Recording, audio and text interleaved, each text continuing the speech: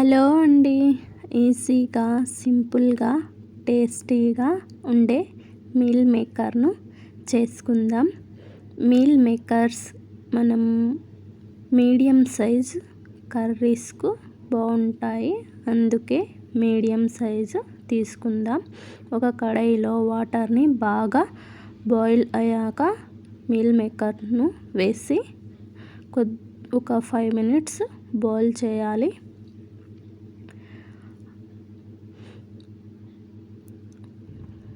పక్కనే ఒక కడాయి తీసుకొని కడాయిలో ఆయిల్ వేసి దినుసులు వేసి కొద్దిసేపు వేగనివ్వాలి. వేగిన తర్వాత ఒక పెద్ద మీడియం సైజు ఉల్లిగడ్డను తీసి సన్నగా తరిగి పెట్టుకొని ఆయిల్లో వేసుకోవాలి. అలా సన్నగా తరిగి పెట్టుకోవాలి.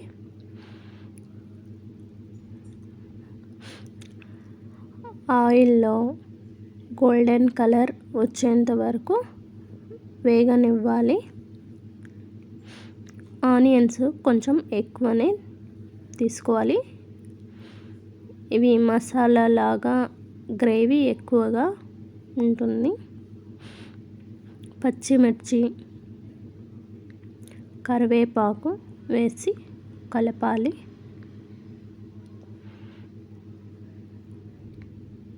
మీల్ మేకర్స్ను అలా జాలి గిన్నెలో వేసుకోవాలి. అలాగే హాట్ వాటర్లో పెట్టకూడదు.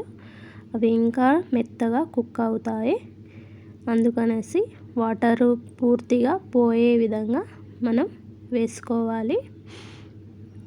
అల్లం వెల్లుల్లి పేస్ట్ వేసి ఒక 2 minutes కలపాలి. అల్లం వెల్లుల్లి పేస్ట్ గోల్డెన్ కలర్ వచ్చేంత వరకు కలిపి కొద్దిగా కొత్తిమీరను యాడ్ చేద్దాం.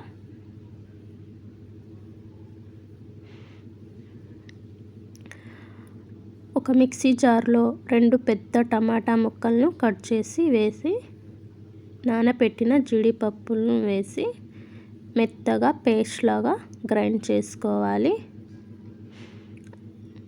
గ్రైండ్ చేసుకున్న తర్వాత కడాయిలో వేసి అదే మిక్సీ జార్లో కొద్దిగా వాటర్ యాడ్ చేసి కలిపి వేయాలి.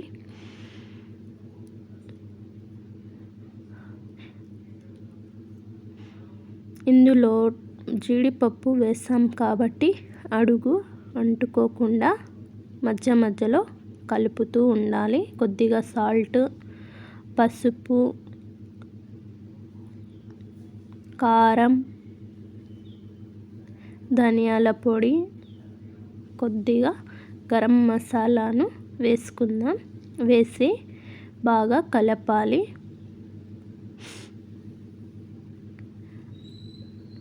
చిక్కగా ఉంది కాబట్టి అడుగు అంటకుండా మనం కలుపుతూ ఉండాలి. అలా కొద్దిసేపు కలిపిన తరువాత మనం ఈ గ్రేవీలో ఇంత చిక్కగా ఉంటే మనకు రోటీలో కానీ రైస్లో కానీ గట్టిగా ఉంటుంది. అందుకనేసి మనం కొద్దిగా వాటర్ని యాడ్ చేద్దాం.